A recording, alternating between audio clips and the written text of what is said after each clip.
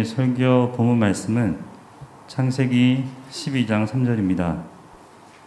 제가 가진 구약 성경은 15페이지입니다. 성경 15페이지. 공독하도록 하겠습니다.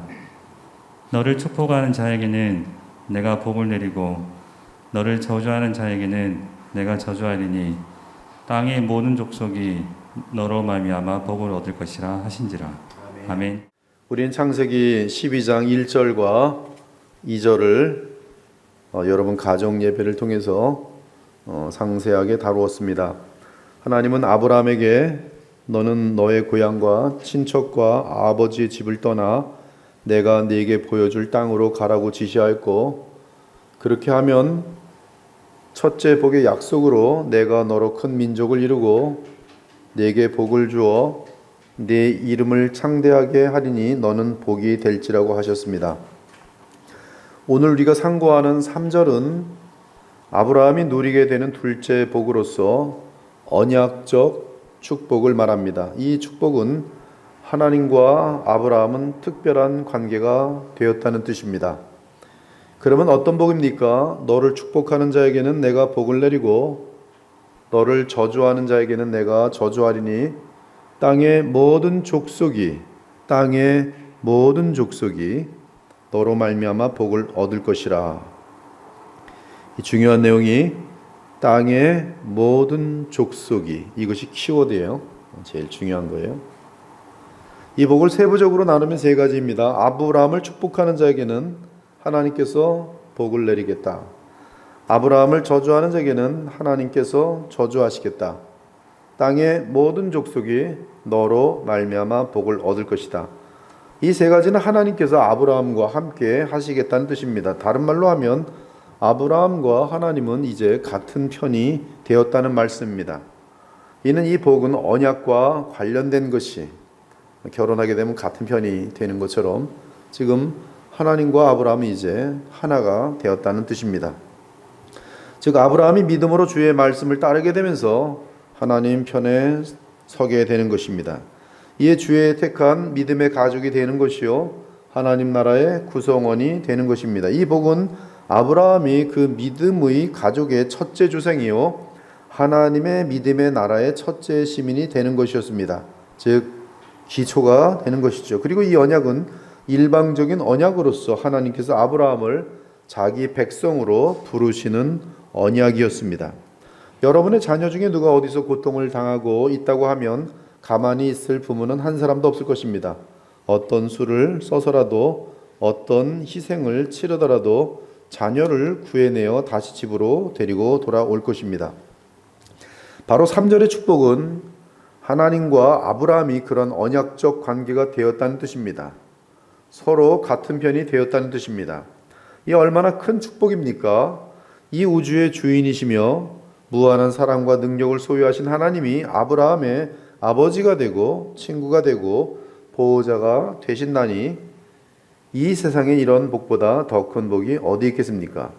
나중에 보면 하나님께서 아브라함과 하나가 되기 위해 어떤 대가를 치르셔야 되는 일이 발생하는데 그것은 다름 아닌 하나님의 아들이 아브라함의 죄값을 치러야 하는 사건이었습니다. 그 덕에 아브라함은 하나님과 하나가 될 수 있었던 것입니다. 한편 지금 우리 입장에서, 지금 저와 여러분의 입장에서 보면 2절은 아브라함에게 해당하는 복이지만 3절은 우리와 직접적으로 관련된 복이라는 것을 알 수 있습니다. 그 이유는 땅의 모든 족속이 너로 말미암아 복을 얻을 것이라고 했는데 우리는 땅의 모든 족속에 해당하는 자들이기 때문입니다. 이것이 유대인의 족속, 이스라엘 족속에게 해당되는 복이 아니라 땅의 모든 족속이라고 했는데 바로 우리가 지금 그 모든 족속 가운데 한 족속으로서 거기에 포함되기 때문에 지금 3절의 내용은 나와 관련되는 것이, 그렇다면 3절은 지금 저와 여러분이 복을 받을 것인지 아니면 저주를 받을 것인지를 결정하는 직접적인 말씀이 되는 것입니다. 대단히 중요한 내용이 되는 것이, 그러므로 3절은 우리 지금 이 자리에 앉아있는 대한민국의 여러분들에게 복과 저주의 갈림길이 됩니다. 그리고 그 갈림길은 아브라함과 어떤 관계를 맺는지에 따라 결정됩니다. 즉 아브라함을 축복하는 자는 하나님께 복을 받고 아브라함을 저주하는 자는 하나님께 저주를 받습니다.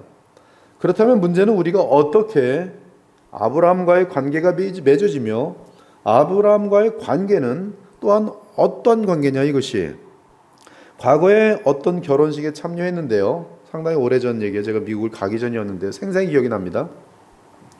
목사님이 오늘 본문을 가지고 주례하시는 것을 들은 적이 있었어요. 대전에서 있었던 사건인데요. 그 목사님은 결혼하는 부부에게 아브라함을 축복하는 것이 복받는 길이라고 외쳤습니다. 그때 공교롭게도 본문이 창세기 12장 3절이었어요. 그러면서 둘을 세워놓고서 이 본문에 아브라함을 축복하라 그랬다. 너 아브라함을 축복하면 너희들이 복을 받을 것이다.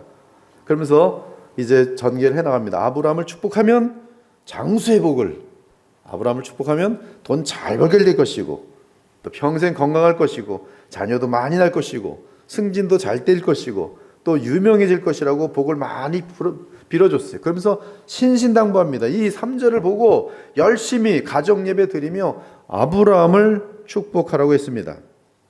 그러면서 성경 말씀에 나와 있으니 하나님께서 이 새로운 가정에 복을 내리실 것이다라는 주례였어요. 심지어 이제 주례사가 마치고 나서 기도할 때는 이렇게 기도했습니다. 이 새로운 부부를 축복하는 자들에게는 복을 주시고 이 새로운 부부를 저주하는 자들에게는 저주를 받게 해달라고 하나님께 기도하는 것이었어요. 무섭더라고요. 저 잘 알지도 못하는 부부인데. 그때 저는 그 주례사를 들으면서 참으로 가슴이 많이 아팠습니다. 아직 전문적으로 신학을 하는 상태가 아니었지만 저건 아니다라는 생각을 했어요. 지금 돌아볼 때 참 어떻게 그러한 그 수준에 많이 머물러 있는지 참 가슴이 아프고, 그리고 지금도 이것을 제가 그 선교단체 이름 같은 것들을 말하지 않지만 그런 식의 운동을 지금 대대적으로 하고 있는 단체들도 많이 있어요. 즉 유태인들을 축복해야 나라가 복을 받고 교회가 복을 받는다는 것이. 그래서 이 교회들이 지금 하나님 앞에 제대로 서려면 이 유대인들, 이스라엘 민족을 계속 축복하고 기도 때마다 축복해야 되는데 그것이 하나님께 복받는 비결이라고 가르치고 있는 그러한 선교 단체들도 있는 것이. 사랑하는 여러분, 3절의 내용을 정확하게 이해하려면 우리는 구속사, redemptive history를 이해해야 돼요. 구속사, redemptive history. 이 구속사란 하나님께서 사람을 구원하기 위한 역사를 지칭합니다. 먼저 성경은 죄로 인해 저주 가운데 있는 세상을 구원하시기 위해 하나님께서 무슨 일을 하시며 어떻게 그 일을 이루어 나가시는지를 기록해 놓은 책입니다. 즉 하나님께서 우리 인간을 찾아오시고 그 인간을 하나님의 영원한 나라에까지 인도하시기 위해 하나님께서 행하신 일을 역사적으로 기록해 놓은 책이 성경입니다. 그래서 성경은 일반 세상 역사와는 다른 어떤 특이한 역사를 다루고 있습니다. 이것을 가리켜 우리는 하나님께서 세상을 구원해 주시는 역사라고 해서 구원의 역사, 즉 구속사라고 부릅니다. 즉 구속사란 하나님께서 특별한 목적을 갖고 계획하시고 그 계획을 이루어 가시는 역사인 것이, 죄로 인하여 멸망할 수밖에 없는 인류의 역사 가운데 하나님은 따로 인류를, 이 세상을 다시 구원하시는 계획을 가지고 그 역사를, 그 인류의 역사 가운데 같이 그러나 구별되어 진행시키는 역사가 있으니 바로 구속사라는 것이. 따라서 구속사는 세상의 역사 속에서 나름대로의 하나의 큰 흐름을 가지고 하나님의 뜻을 따라 진행되고 있습니다. 그리고 세상의 모든 역사는 이 구속사를 이루어 나가는 데 있어서 보조 역할을 할 뿐이에요. 노아의 홍수 같은 경우 실질적인 구속사는 노아와 함께 방주로 8명만 구원받는 것이고 나머지 모든 불신자들은 다 물로 쓸어 버리시는 심판입니다. 그러나 인류는 멸망하지 않아요. 세상은 멸망하지 않고 구원이 이어집니다. 구속사예요, 정확하게. 즉, 이 모든 세상 역사는 구속사의 하나의 이 드라마로 치면은 그냥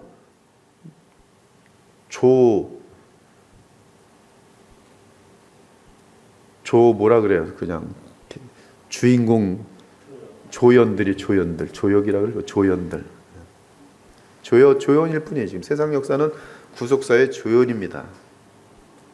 우리가 아는 인류 역사는 언젠가는 구속사의 끝과 함께 종말을 맞게 될 것이, 한편 구원의 역사, 즉 구속사는 모든 구성 부분이 서로 조화를 이루며 통일성을 가지고 있습니다. 정확하게 하나님의 계획에 따라서 완전하게 이루어지기 때문에 완전한 통일성을 갖고 있어요. 그렇기 때문에 성경은 구속사를 기록하여 놓은 책으로서 서로 연결되며 하나의 통일된 내용을 갖고 있습니다. 그 통일성은 구약에서는 하나님께서 보내실 메시아로 향하는, 메시아를 바라보게 하는, 소망을 갖게 하는 통일성을 갖고 있습니다. 이에 예수께서도 친히 구약 성경 전체가 전부 자신을 가리켜 기록되었다고 알려줍니다. 또 이르시되 내가 너희와 함께 있을 때 너희에게 말한 바 곧 모세 율법과 선자의 글과 시편에 나를 가리켜 기록된 모든 것이 이루어져라 하리라 한 말이 이것이라 하시고, 선자의 글, 율법, 시편, 구약을 상징하는 얘기예요. 구약 전체는 나를 가리켜 말한 것이다. 이에 그들의 마음을 열어 성경을 깨닫게 하시고, 또 이르시되 이같이 그리스도가 고난을 받고 제3일에 죽은 자 가운데서 살아날 것과 또 그의 이름으로 죄사함을 받게 하는 회개가 예루살렘에서 시작하여 모든 족속에게, 여기 보면 모든 족속에게, 이것이 오늘 12장 3절과 딱 맞아 떨어지는 내용이에요. 바로 죄사함, 회개, 그것이 모든 족속에게 임하게 되면서 영생을 얻게 되고 하나님의 나라를 기업을 얻게 되는 그 역사가 구속사인 것이, 그것으로 지금 구약은 이어져 있어요. 예수께서 친히 말씀하셨어요. 또한 신약도 메시아로 오신 주 예수님 안에서 통일성이 있습니다. 따라서 모든 성경은 우리 주 예수 그리스도 안에서 완벽한 통일성을 갖게 되는 것이, 성경은 예수 그리스도 안에서 창세기부터 계시록까지 완전한 통일성을 갖고 있어요. 예수 안에 있는 하나님의 나라로 완전한 통일성을 갖고 있고, 예수로 말미암는 죄사함으로 완전한 통일성을 갖고 있고, 예수로 인하여 우리가 얻게 될, 그리고 부활의 영광을 향하여 다 통일성을 갖고 있어요. 그래서 사도 요한은 정확하게 성경이 무엇을 위한 것인지를 알려주었습니다. 여기 사도 요한이 말하는 것은 정확하게 비블리아, 바이블이라고 되어 있는데요, 특이하게 하나님께서는 그 바이블을 다른 책에 사용하지 않고 오직 성경에만 사용하도록 역사를 주관하셨어요. 오직 이것을 기록함은 너희로 예수께서 하나님의 아들 그리스도이심을 믿게 하려 하며, 즉 바이블 전체 성경은 너희로 예수께서 하나님의 아들 그리스도이심을 믿게 하려 하며 또 너희로 믿고 그 이름을 힘입어 생명을 얻게 하려 함이니라. 이것이 성경을 우리에게 주신 가장 중요한 목적이, 그것을 위해서 성경은 통일되어 있어요.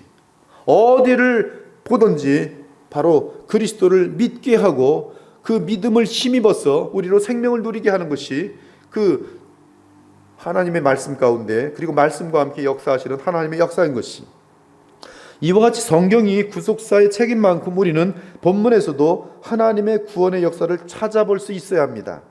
본문의 의미는, 저를 같이 따라오세요. 그리고 쉽게 간단한 내용이랍니다. 성경 전체에서 이 창세기 12장 3절을 딱 볼 때에 그 의미가 쫙 끌려 나오는 것이, 끄집어내는 것입니다. 먼저 여러분들이 신약 성경을 보는데 마태복음 1장 1절을 펴보세요. 마태복음 1장 1절.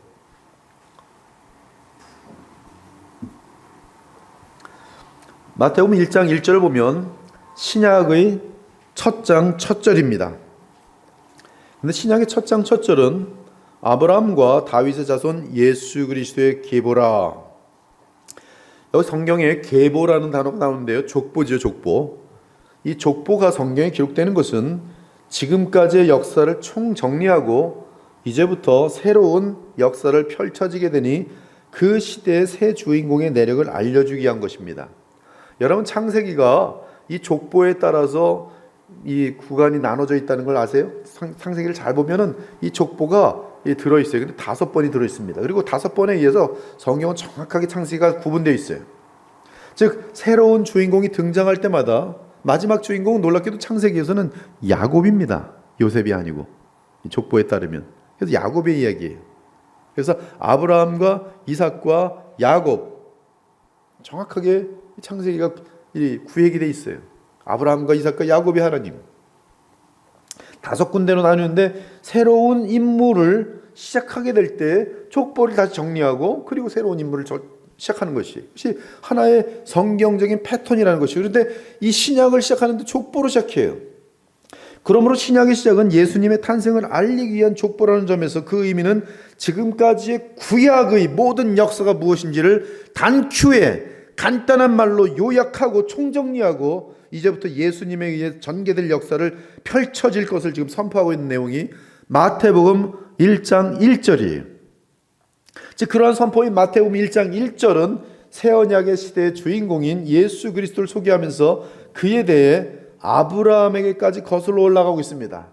그래서 다윗도 어마어마하게 중요한데 하나님의 나라와 관련돼 있죠. 근데 지금 아브라함의 후손, 아브라함의 자손 예수라, 아브라함과 지금 연결시키고 있어요. 오늘 창세기 12장 3절 아브라함이, 그리고 예수께서는 아브라함과 자신을 마태복음 신약에서 바로 연결시키고 있어요. 이것은 예수의 탄생이 아브라함과 긴밀한 연관이 있다는 뜻입니다. 즉 신약에서 보면 오늘 본문은 예수 그리스도의 탄생의 의미와 예수 그리스도의 행하실 사역의 성질을 이해하는 데 있어서 큰 비중을 차지한다는 말씀이, 이렇게 성경을 보는 것을 배우는 것이 성경이 성경을 보는 방법을 배우는 것입니다. 대단히 중요해요. 여러분 사도행전 읽을 때 사도행전의 사도들이 성령이 충만하여서 어떻게 성경을 보는지 배우셔야 돼요. 성경이 성경을 보는 방법을 배우지 못하면 자기 멋대로 성경을 해석하게 됩니다. 그러나 성경이 성경을 해석하는 그대로 우리가 배우게 되면 굉장히 안전하게 하나님의 뜻대로 하나님이 성경을 펼쳐 나가시는 대로 우리는 성경을 해석하게 되면서 하나님의 뜻을 더욱더 아주 정확하게 긴밀하게 알아갈 수 있어요. 성령께서 성경을 해석하시는 대로, 그리고 성경이 성경을 해석하는 대로 우리는 해석해야 되는 것이에요. 그런데 그 성경 해석은 오늘 보니까 예수로 아브라함을 해석하고 있단 말씀이에요. 지금 지난번에 우리는 창세기 11장을 통해 바벨탑을 쌓는 이방 나라를 보았습니다. 믿음이 없는 세상을 보았습니다. 하나님으로부터 반역한 후 독립하여 사는 사람들이 보여주는 인간 나라와 그 인간들의 뿌리 깊은 죄성을 단적으로 보았습니다. 세상 나라의 정신을 가지고 사는 사람들은 하나님을 향한 믿음이 없이 스스로 교만하여져서 인간들끼리 뭉쳐 살아가는 나라입니다. 그러나 그런 세상 나라는 죄의 관용함으로 인해 하나님의 심판을 반드시 받을 수밖에 없는 것을 창세기 11장에서 보여주고 있어요. 그 심판이 바로 바벨, 즉 언어를 흩어버리시는 심판이었어요. 물론 장래에 온 세상 나라들을 향한 주의 심판이 다시 있을 것입니다. 그때는 세상 나라들과 왕들이 영원한 멸망을 당하게 될 것이, 바벨 심판 이전에 이미 전 세계적인 심판이 있었습니다. 그것은 노아 시대 사람들입니다. 이러한 심판이 인류 역사 끝에 다시 있을 것입니다. 그때는 불로 심판을 받게 되어 불못에 들어가게 될 것이, 한편 노아 시대든 바벨이든 동일한 특징이 있는데 그것은 스스로 타락하여 하나님이 없이 살아가는 것입니다. 그러나 하나님이 없이 사는 인간은, 그리고 그들로 구성된 인간 세상은 오직 죄악으로 점점 한없이 깊어지고, 그리고 죄가 관영하여 터질 듯이 될 때 하나님께서는 반드시 심판하셔서 깨끗하게 쓸어버리세요. 여러분 그 아브라함이 이제 애굽을 갔다가 이제 4대째 만에 돌아오게 되는데, 그 예수께서, 하나님께서 아브라함에게 뭐라고 말씀하시냐면, 이 돌아올 때 보면 이들의 죄가 관영하지 않아서 돌아오지 않는다고 얘기해요. 즉 관영에서 아주 그 심판을 받을 때가 될 때, 즉 가나안 땅이잖아요. 그러니까 아브라함은 가나안 땅을 떠나서 야곱 때 애굽 땅으로 갔다가 이제 애굽에서 돌아오는데 언제 돌아오냐면 여기 관영할 때 돌아와요. 관영할 때. 그리고 이들은 심판의 도구로 쓰임 받는 것이 하나님 백성들은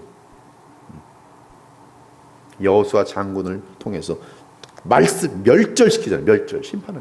죄가 너무나 관영돼 있어요.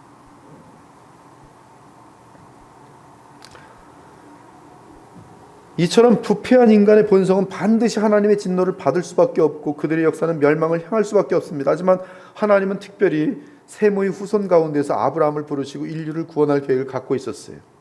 구속사의 입장에서 보면 하나님께서 셈의 우선 가운데에서 아브라함을 출생시킨 것은 창세기 9장 26절 27절에 기록된 노아의 축복에 근거합니다. 또 이르되 셈의 하나님 여호와를 찬송하리로다. 가나안은 셈의 종이 되고 하나님이 야벳을 창대하게 하사 셈의 장막에 거하게 하시기를 원하노라 하였더라. 그리고 창세기 11장을 보면 셈의 족보는 이러하니라. 셈은 100세 곧 홍수 후 2년에 아르박삭을 낳았고, 그리고 아르박삭이 누굴 낳고 그러더니 나홀은 29세에 데라를 낳았고, 데라를 낳은 후에 119년을 지내며 자녀를 낳았으며, 데라는 70세에 아브라함과 나홀과 하란을 낳았더라. 이것을 보아 아브라함의 출생은 셈이 하나님께로부터 받은 축복과 긴밀한 관계가 있음을 알 수 있습니다. 지금 다 구속사가 연결되어 있는 것이 하나도 끊어지지 않습니다. 계속 연결돼요. 하나님께서는 셈의 하나님이 되어 주시리라고 약속했습니다. 또한 이에 근거하여 셈의 하나님이 되어주신 우리 하나님께서는 역시 아브라함의 하나님이 되어 주신 것이, 이에 창세기 12장 3절의 의미는 하나님이 없이 멸망하는 역사 속에서 또는 인간 스스로 건설하고자 하는 모든 허망한 유토피아적 나라에서 하나님께서는 셈에게 하신 약속을 따라 아브라함을 통해 그의 나라를 건설하여 모든 족속을 복 주시겠다고 선언하신 것이, 이는 신약적 의미에서 볼 때 죄와 허물로 죽은 모든 족속 가운데서 우리를 택하여 아브라함을 통해 하나님의 영광의 나라에 참여하도록 하시겠다는 것이 창세기 12장 3절이 갖고 있는 모든 족속이란 단어 속에서 함께 갖고 있는 구속사적인 의미인 것이, 그리고 아브라함에게 약속했던 모든 족속으로 세워지는 그 나라가 이제 예수 그리스도를 통하여, 즉 모든 족속에게, 그 모든 족속을 향하여 드디어 시작되는 그 약속의 성취가 예수 그리스도를 통하여 성취되는 것을 선포한 것이 마태복음 1장 1절입니다. 아브라함의 자손 그리스도의 예수 그리스도의 계보라. 그리고 예수 그리스도의 사역에 무엇이 나타난지 아십니까? 예수 그리스도의 사역은 사도행전 2장까지 이어지면서 사도행전 2장에 뭐가 임해요? 성령이 임하시는데, 즉 부활 승천하시고 영광을 얻으신 우리 주 예수께서 보내시는 성령이 임하시는데, 성령이 임하시면서의 뜻이 뭐예요? 모든 민족에게, 그렇죠? 모든 민족에게 복음을 전하는 것이, 그들로부터 하나님의 백성을 구원해내는 것이 아브라함의 약속과 연결되어 있어요. 성령의 오심 같은 것들이 모든 족속, 모든 열방. 그러므로 인류는 아담의 죄악으로 말미암아 에덴을 잃고 하나님과의 관계를 잃었지만, 그러나 아브라함 안에서 그의 씨 예수 그리스도를 통하여 아담이 잃었던 하나님과의 풍성한 관계를 다시 찾을 수 있다는 말씀입니다. 그래서 오늘 3절에서 하나님께서는 아브라함에게 땅의 모든 족속이 너로 말미암아 복을 얻을 것이라고 말씀하신 것이, 그리고 여기서 복은 신구약 전체에서 말하는 내용으로서 영생과 구원, 그리고 하나님의 나라를 기업으로 받는 복입니다. 성령을 받는 복이에요. 죄를 이기는 복이, 그것이 갈라디아서에서 너무나 자세히 나오고 있어요. 그리고 오늘 본문의 복은 12장 3절에서 한 번 말씀하신 것이 아니고요, 12장 3절이 어떻게 전개되는지 한번 저를 따라와 보시면 되게 재밌을 거예요. 12장 3절의 복이, 첫째, 아브라함이 이삭을 주께 바치는 시험을 합격한 후에 발전됩니다. 창세기 22장 15절에서 18절을 보세요. 창세기 22장 3절이 이제 더 구체화되는 내용입니다. 같은 내용이지만 그 내용을 계시의 발전성이라는데, 하나님께서 아브라함에게 그 뜻이 무엇인지를 점점 발전시킵니다. 이삭을 주께 바치는 시험에 합격한 직후입니다. 여호와의 사자가 하늘에서부터 두 번째 아브라함을 불러 이르시되, 여호와께서 이르시기를 내가 나를 가리켜 맹세하노니 내가 이같이 향하여 네 아들 네 독자도 아끼지 아니하였은즉. 17절, 내가 네게 큰 복을 주고 네 씨가 크게 번성하여 하늘의 별과 같고 바닷가의 모래와 같게 하리니 네 씨가 그 대적의 성문을 차지하리라. 18절입니다. 17, 18절, 또 네 씨로 말미암아 천하 만민이 복을 받으리니, 바로 이것은 정확하게 12장 3절 땅의 모든 족속이 너로 말미암아가 다시 발전된 더 구체적인 예언인 것이, 또 네 씨로 말미암아 천하 만민이, 즉 다른 말로 하면 모든 족속이, 땅의 모든 족속이 복을 받으리니 이는 내가 나의 말을 준행하였음이니라. 엄청나죠? 근데 이게 아브라함에게서만 끝나지 않고요. 여러분 성경에서 아브라함과 이삭과 야곱의 하나님이라고 하시는데요. 동일한 약속이 다시 이삭에게 주어집니다. 이삭이 하나님만을 의지하는 믿음을 가지고 양보하면서 주의 말씀을 준행할 때에 마침내 주께서는 그에게 르호봇의 우물을 얻게 하시는데 그 르호봇 사건과 함께 여호와께서 이삭에게 나타나셔서 아브라함에게 주셨던 그 약속을 확증해 주십니다.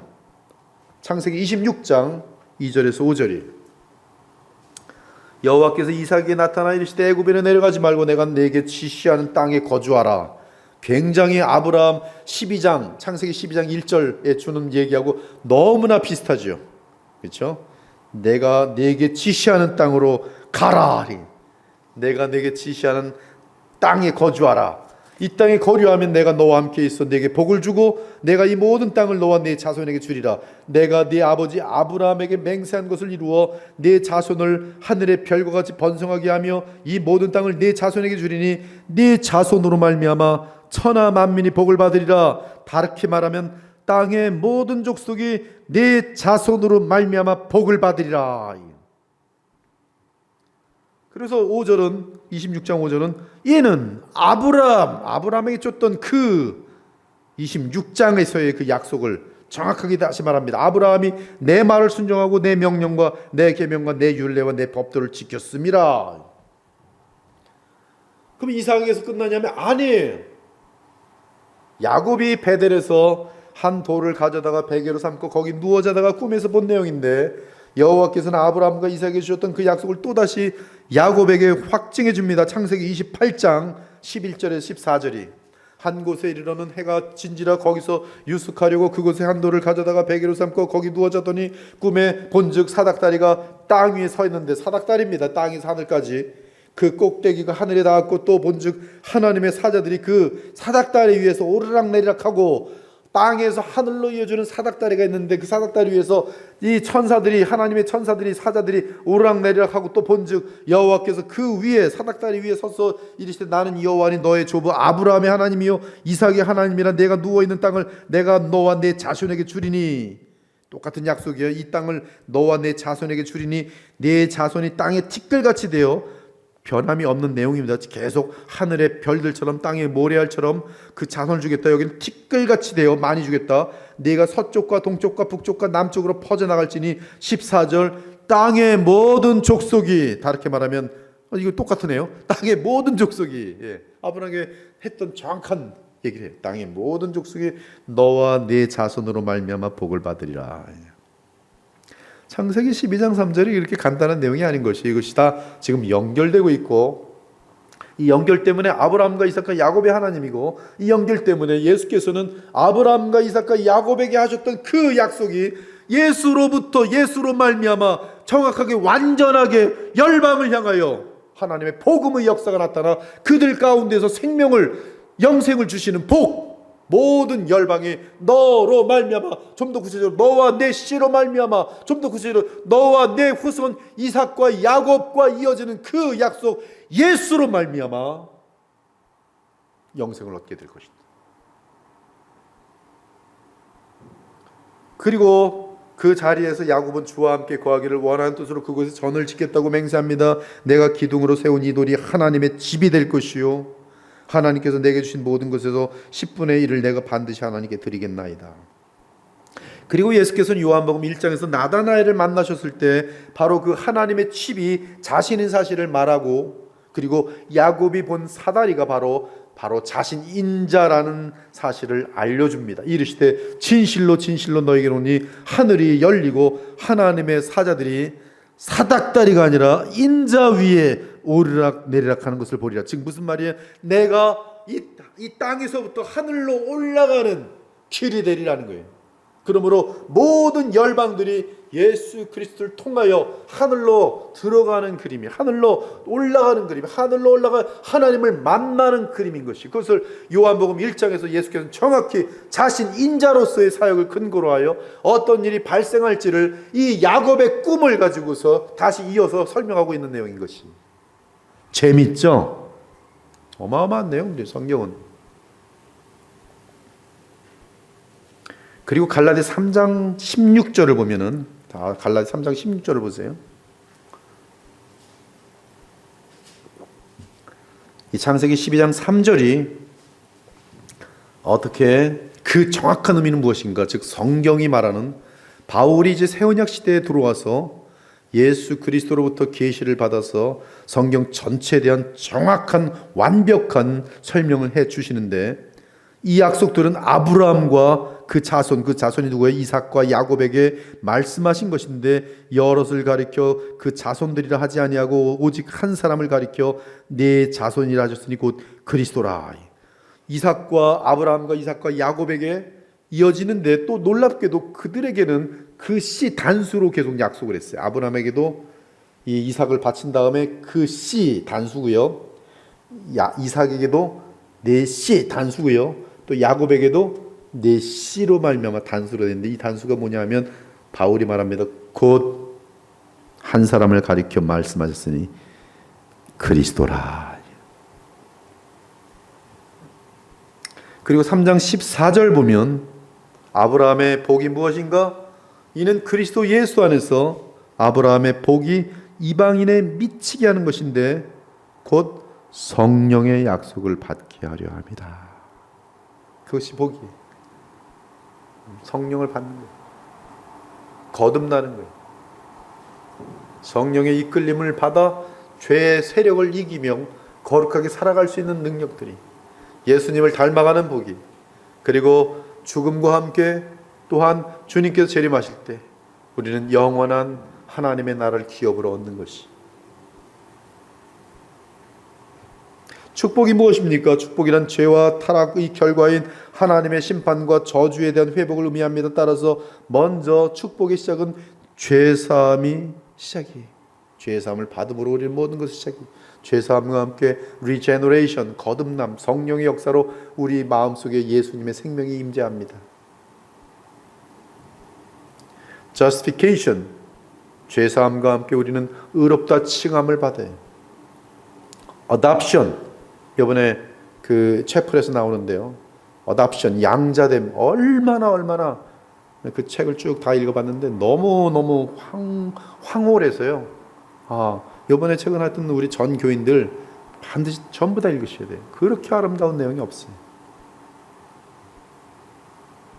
모든 것이 단번에 영원히 이루어져요. Justification once for all. Adoption, 예수 그리스도를 믿는 순간 그 믿게 하시는 것이죠. 하나님의 성령의 역사로 말미암아. Regeneration, 우리가 성령으로 거듭남, once for all. 중간에 취소됨이 없어요. 한 번 발생하면 영원한 것이.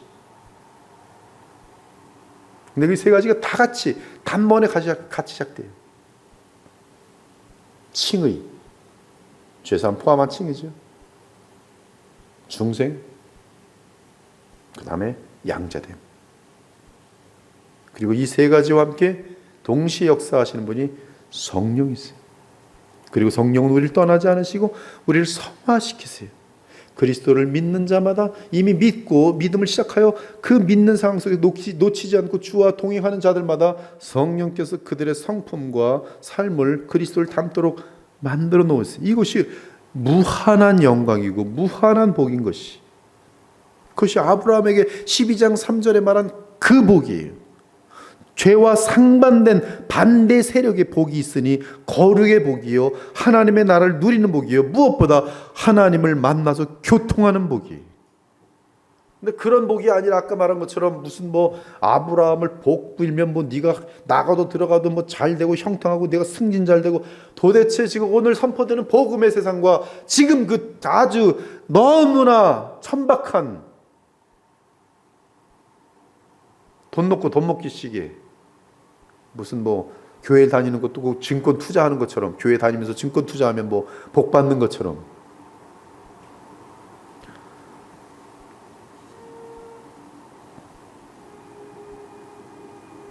예수님 아니고는 죄와 형벌과 저주에서 벗어날 수 있는 자가 없습니다.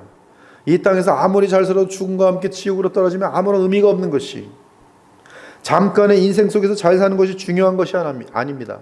정말 중요한 것은 율법의 저주와 하나님의 진노에서 벗어나는 것이 더 중요한 것이요, 그것이 진정으로 영원한 복이. 사실 죄에 묶여 사는 자들은 이 세상의 것들을 아무리 소유하고 아무리 쾌락을 누린다 할지라도 결코 하늘에서 오는 평강을 맛보질 못해요. 평강보다 더 아름답고 소중한 복이 없습니다. 평강과 다른 것 100조를 줘도 저는 바꾸잖아요. 평강이란 것은 저 영혼 깊은 곳에서 흘러나오는 멜로디예요. 그것보다 아름다운 것이 어디 있어요? 그러므로 아브라함이 우리를 구원하며 복을 주는 것이 아닙니다. 아브라함도 죄인이요 구세주가 필요했던 사람이, 우리도 아브라함처럼 우리의 죄에 대한 구속주가 필요합니다. 나의 죄에 대한 대가를 지불하고 나의 죄로 인하여 대신 그 공의로운 율법의 저주와 하나님의 진노에서 자유하게 하실 구원주가 필요합니다. 그분은 바로 아브라함의 그 씨로 오실 하나님의 독생하신 아들 우리 주 예수 그리스도인 것이, 그분은 바로 아브라함의 그 씨입니다. 그 후손인 것이. 그래서 예수 그리스도께서는 육체적으로는 아브라함의 혈통에서 나시고, 그리고 죽은 자들 가운데 부활로 말미암아 하나님이 예비하신 우리의 메시자, 하나님의 아들 구세주로 확정되셨어요. 따라서 예수 그리스도를 자신의 개인의 구주로 모실 때 우리는 진정한 아브라함의 자녀가 되는 것이요, 믿음으로 하나님의 자녀가 된 첫 번째 초석이 있으니 바로 아브라함이. 그러므로 무엇과 무엇으로 나와 아브라함이 연결되냐 하면 믿음으로 연결돼요.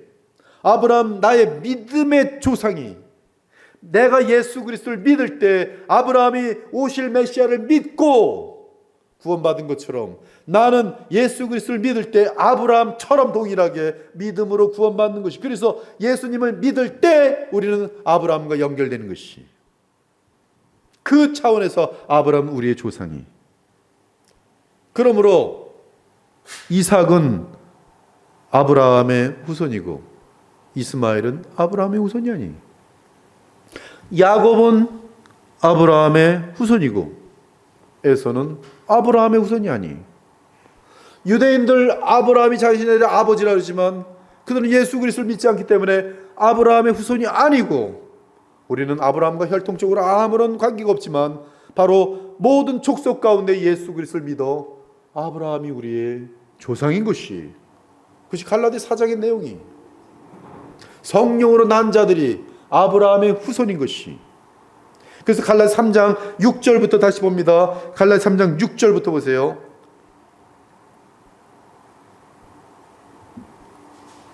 아브라함이 하나님 믿음에 그것을 그에게 의로 정하셨다 함과 같으니라.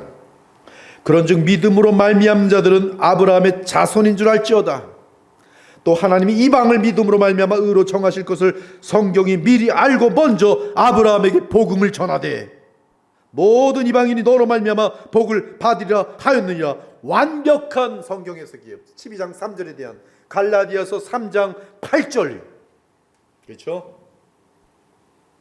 그래서 결론은 그러므로 믿음으로 말미암는 자는 믿음 있는 아브라함과 함께 복을 받느니라. 29절 너희가 그리스도의 것이면 곧 아브라함의 자손이요 약속대로 유업을 이을 자니라. 로마서 4장 22절부터는 이렇게 되어 있습니다. 그러므로 그것이 그에게 의로 여겨졌느니라. 그에게 의로 여겨졌다 기록된 것은 아브라함만 위한 것이 아니요 의로 여기심을 받을 우리도 위함이니 곧 예수 우리 주를 죽은 자 가운데 살리신 이를 믿는 자니라. 너희 가운데 전파된 하나님의 아들 예수 그리스도는 예하고 아니라함이 되지 아니하셨더니 그에게는 예만 되었느니라. 하나님의 약속은 얼마든지 그리스도 안에서 예가 되니. 하나님의 약속 중에 첫 번째 약속이 오늘 창세기 12장 3절인데 바로 그 약속에 대한 예가 누구냐면 예수 그리스도예요. 아브라함의 약속까지도 그분 안에서 예, 아멘 성취됐다는 것이. 이러보건대 구원하시는 하나님의 어린 양이신 메시아 곧 구주 예수 그리스도를 늘 바라고 기다리며 믿는 자들이 아브라함에게 감사로 축복하는 자들로서 죄 사함을 받은 자들이. 그들은 자신의 죄 문제를 깨닫고 메시아를 통한 속죄를 믿고 나아가 죽은 자들 가운데 부활 승천하신 그리스도를 믿는 자들로서 아브라함의 자녀들이며 하나님과 그리스도와 같은 편인 것이. 여러분들 맨 처음에 12장 3절을 그리스도로 연결시킬 때 상당히 무리라고 생각했을지 몰라요.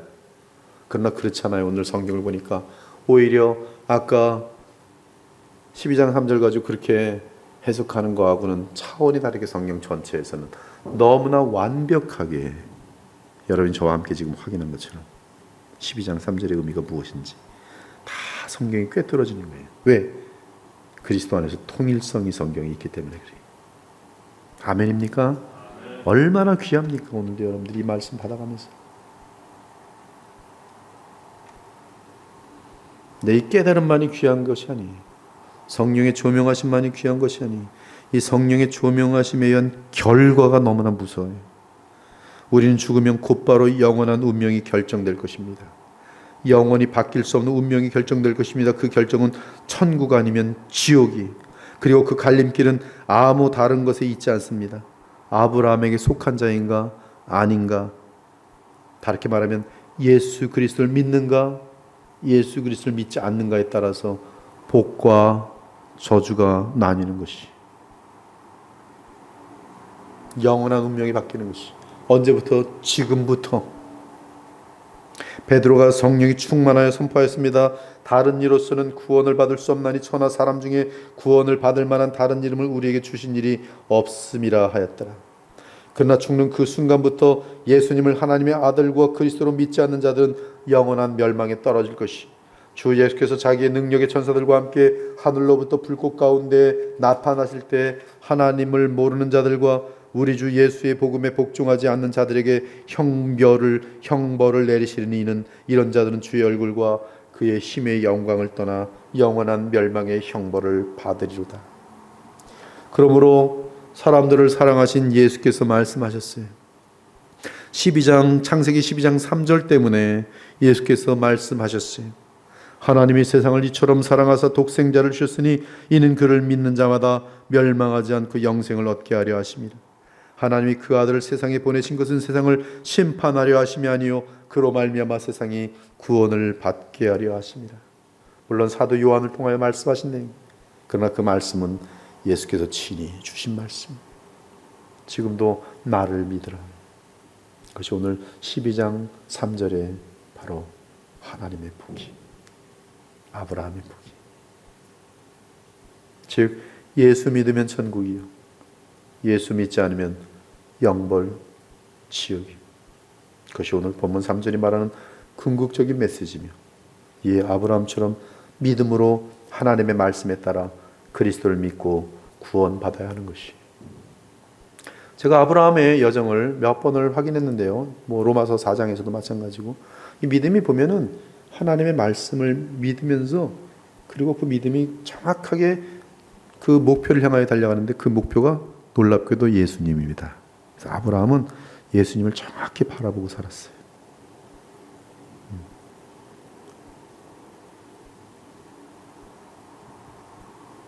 여러분들도 그래서 하나님 말씀으로 점점 깊어지면 점점 하나님의 뜻인 예수님을 정확히 바라보게 되어 있어요. 그것이 아브라함의 자손이. 여러분들은 아브라함의 자손들이. 오늘도 그리스도 안에서 영생을 주신 주 하나님을 찬양하며 다시 한번 복음을 깨닫고 주께 나오시며 여생은 언제나 아브라함 편에 서서 믿음으로 그리스도 안에 거함으로 하나님의 보호와 사랑과 충만한 축복을 누리시기를 우리 주 예수 그리스도의 이름으로 축원합니다. 아멘. 기도 올리겠습니다. 하나님 감사합니다. 오늘 창세기 12장 3절로 주의 복음을 증거하였습니다. 얼마나 성경에 분명하고 확실하게 모든 성경에서 예수 그리스도를 증언하고 있는지요. 어찌 그리 깊고 기묘하고 아름다운지요. 저희들 오늘도 하나님의 아들 예수 그리스도를 바라보게 하셨으니 그것이 바로 아브라함에게 속하는 것이요, 아브라함과 연결되는 것임을 오늘 또 알게 하셨으니 오늘도 아브라함이 받은 그 복에 함께 속하기 위해서 더욱더 예수님을 바라보고 믿음으로 달려갈 수 있는 주의 백성들이 다 되게 하여 주옵소서. 주께서 오늘도 말씀을 기뻐하시사 이 말씀을 들은 주의 자녀들에게 그 심령 속에 이 말씀이 새겨지게 하시고 그의 평생에 이 말씀이 역사될 수 있도록 자비를 베풀어 주시옵소서. 살아계신 우리 주 예수 그리스도의 이름으로 기도 올렸나이다. 아멘.